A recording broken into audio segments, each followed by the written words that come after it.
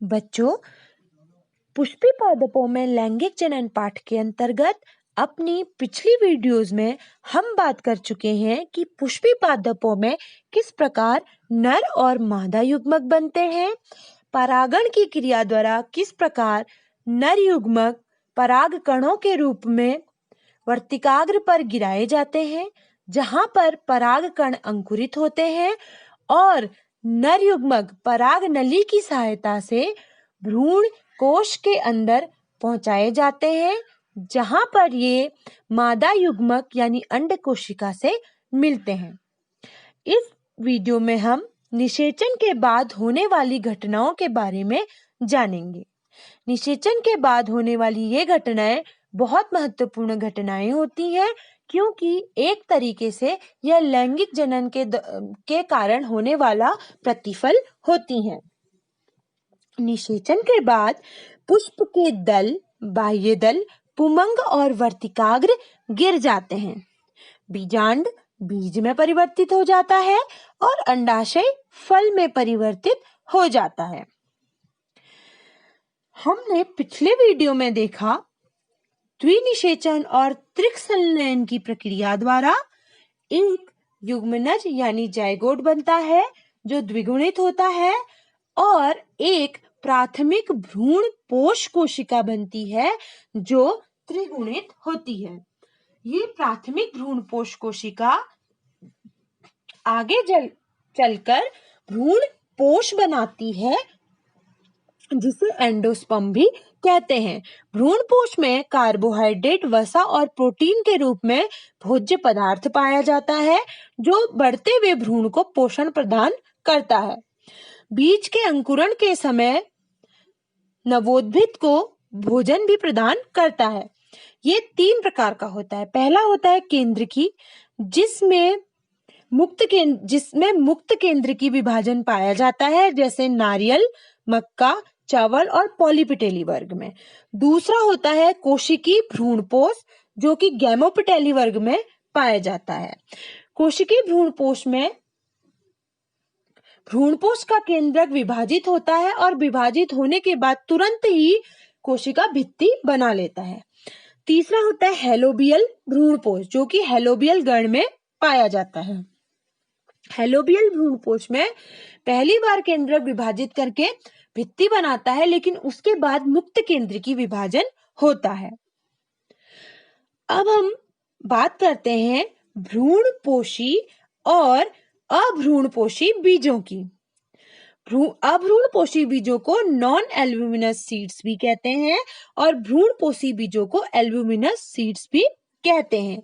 ये वर्गीकरण बीज में भ्रूणपोष की उपस्थिति या अनुपस्थिति के आधार पर होता है। अभ्रूणपोषी बीज उन बीजों को कहते हैं जिसमें बीज का निर्माण होते समय भ्रूण संपूर्ण भ्रूणपोष का उपभोग कर लेता है और जब बीज परिपक्व अवस्था में आता है तो उसमें भ्रूणपोष यानी एंडोस्पर्म नहीं पाया जाता है, जैसे चना, मूंगफली, मटर और सेम। जबकि भ्रूणपोषी बीजों यानी एल्ब्यूमिनस सीड्स में बीज का निर्माण होते समय भ्रूण पूरे भ्रूणपोष को उपभोग नहीं कर पाता है, जिसके कारण इनके बीजों में भी भ्रूणपोष पाया जाता है, जैसे गेहूं, मक्का, चावल। बच्चों, जब निषेचन की क्रिया होती है तो उसके बाद जाइगोट बनता है, जिसे हम युग्मनज कहते हैं। लेकिन युग्मनज से भ्रूण बनता है और युग्मनज से भ्रूण बनने की क्रिया को भ्रूणोद्भव या एम्ब्रियोजेनेसिस कहते हैं। पिछले वीडियोस में हम बात कर चुके हैं कि युग्मनज से भ्रूण बनने में कोशिकाओं की संख्या में भी वृद्धि होती है और कोशिकाओं में विभेदन भी होता है। एक बीजपत्री और द्विबीजपत्री पौधों में अलग अलग तरीके से भ्रूण का विकास होता है। पहले हम द्विबीजपत्री भ्रूण के विकास को समझने की कोशिश करते हैं। सबसे पहले आप ये चित्र देख लीजिए। ये आपके बुक का चित्र है, पाठ्य पुस्तक का चित्र है। इसमें आप इस चित्र को अब तो समझ ही गए होंगे। ये भ्रूण पोष। ठीक है, भ्रूण पोष में अब निषेचन के बाद वाला है, इसमें 3N प्राथमिक भ्रूण पोष केंद्रक, यहाँ पर युग्मनज हो गया। ठीक है, और बढ़ते हुए भ्रूण को ये पोषण देगा। इसके बाद क्या होता है, ये गोलाकार हृदयाकार अवस्थाओं से गुजरता हुआ फिर परिपक्व भ्रूण यहाँ पर बनाता है। इस तरीके से आप इस चित्र को देखिएगा। चलिए अब हम समझ लेते हैं। जो युग्मनज होता है अनुप्रस्थ विभाजन द्वारा 2 कोशिकाएं बनाता है, जिसमें बीजांड द्वार की ओर बेसल और निभाग की ओर की कोशिकाओं को एपिकल कोशिकाएं कहते हैं। ये देख लीजिए। ठीक है, ये अलग प्रकार की कोशिकाएं और नीचे वाली अलग प्रकार की कोशिकाएं यहाँ पे बना लेता है। इसके बाद आधारी कोशिका में विभाजन से 6 से 10 कोशिका युक्त संरचना निलंबक बनती है और अंतिम कोशिका हाइपोफाइसिस होती है, जिससे मूलगोप बनता है। ये देख लीजिए, निलंबक यहाँ पर बना दिया गया है। ठीक है, इसके बाद जो ऊपर वाली कोशिकाएं हैं उनमें विभाजन होने से 2 कोशिकाएं बनती हैं, फिर ये 4 कोशिकाएं बनाती हैं, फिर ये 8 कोशिकाओं का समूह बनाती हैं। 4 कोशिकाएं हाइपोबेसल होती हैं जो मूलांकुर बनाती हैं, तथा 4 इपिबेसल कोशिकाएं होती हैं जो प्रांकुर और बीजपत्र बनाती हैं। जिन पौधों में 2 बीजपत्र पाए जाते हैं उन्हें द्विबीजपत्री पौधे, और जिनमें 1 बीजपत्र पाया जाता है उन्हें एक बीजपत्री पौधे कहते हैं। यहाँ पर देख लीजिए, ये यहाँ पर। ठीक है, अब बात करते हैं एक बीजपत्री पौधों में किस प्रकार भ्रूण का विकास होता है। एक बीजपत्री पौधों में केवल एक बीजपत्र होता है, जिसे स्कुटेलम कहते हैं। ये भ्रूण के अग्रस्थ भाग में और प्रांकुर पार्श्व में स्थित होता है। भ्रूणी अक्ष को बीजपत्रोपरिक कहते हैं। बीजपत्रोपरिक के आधारी भाग को मूलांकुर चोल तथा शीर्ष भाग को प्रांकुर चोल कहते हैं। मूलांकुर चोल से बाद में जड़ें बनती हैं और प्रांकुर चोल से बाद में शाखाएं बनती हैं। यहां पर देख लीजिए, ये द्विबीजपत्री भ्रूण है और ये एक बीजपत्री भ्रूण है।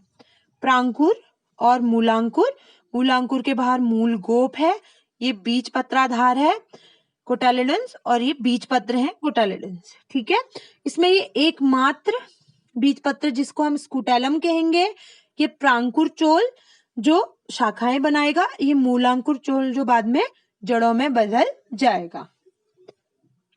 ठीक है, अब हम बात कर लेते हैं बीज की। यदि मैं कहूं कि लैंगिक जनन का अंतिम उत्पाद क्या होता है, तो लैंगिक जनन का अंतिम उत्पाद होता है बीज या सीड। ठीक है, बीजांड बीज में बदल जाता है और बीजांड के जो अध्यावरण हमने पढ़े थे वो बीज चोल बनाते हैं। बाहर वाला टेस्टा और अंदर वाला टेगमेन। कभी कभी क्या होता है, बीजांड जो है बीज के चारों ओर रह जाता है, जैसे काली मिर्च में, तो उसे पेरिस्पर्म कहते हैं।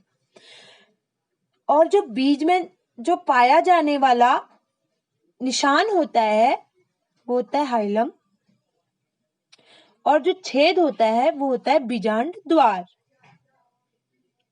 ठीक है, लीची में बीजांड के चारों ओर एक और आवरण पाया जाता है जिसे एरिल कहते हैं।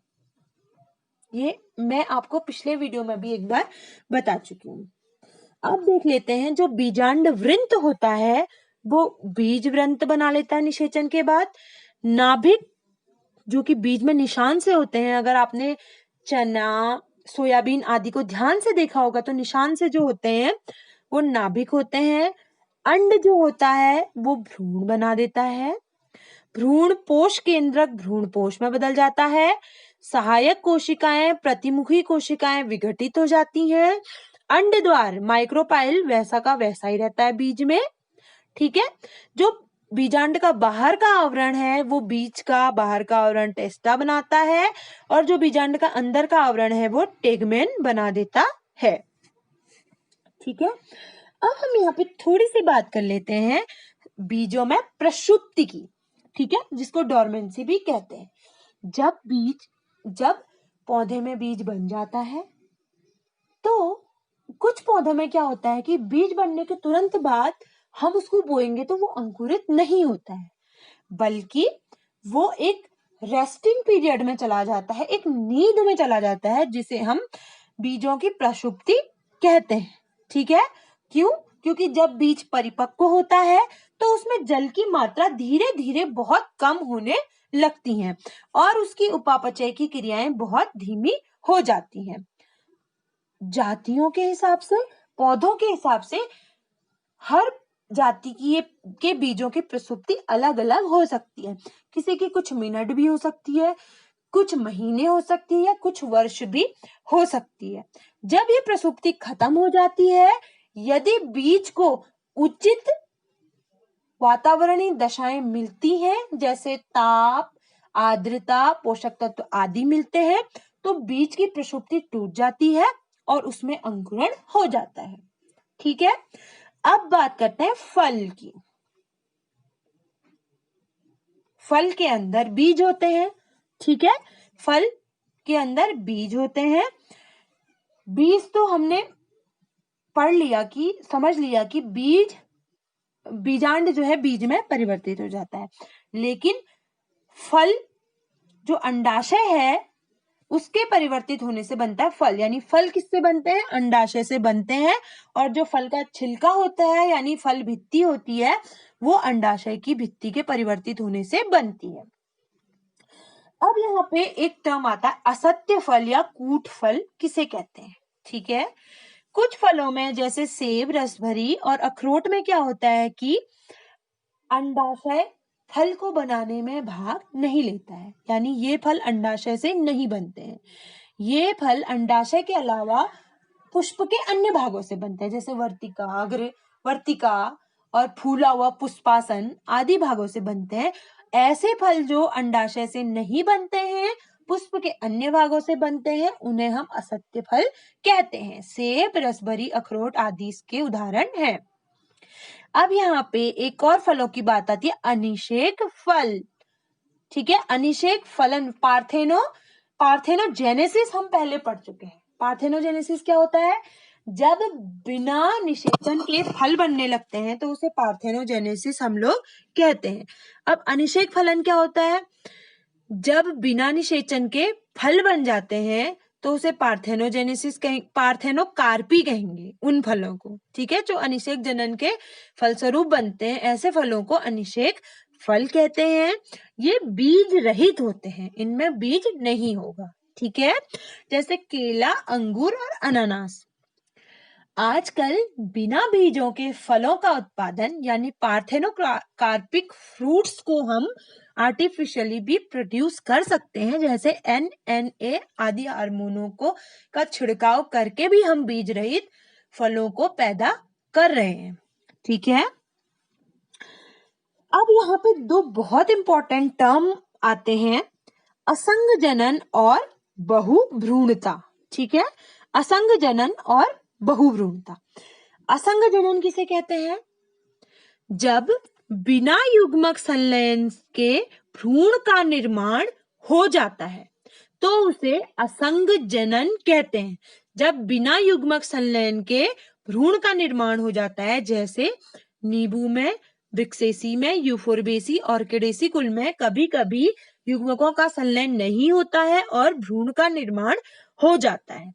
अब वो कैसे कैसे हो सकता है? कभी कभी अगुणित भ्रूण कोश से अगुणित भ्रूण बन जाता है, कभी कभी भ्रूण कोश की कोशिकाओं से भ्रूण बन जाता है और कभी कभी भ्रूण कोश के अलावा बीजांड की अन्य कोशिकाओं से भ्रूण बन जाता है। ठीक है, तो उसे हम असंग जनन कहते हैं। अब असंग जनन का अपना महत्व होता है। वो क्या होता है? इससे जो संतानें पैदा होती हैं मात्र पौधे के समान होती हैं, जिसके कारण लक्षणों का संरक्षण करना बहुत आसान हो जाता है। ठीक है।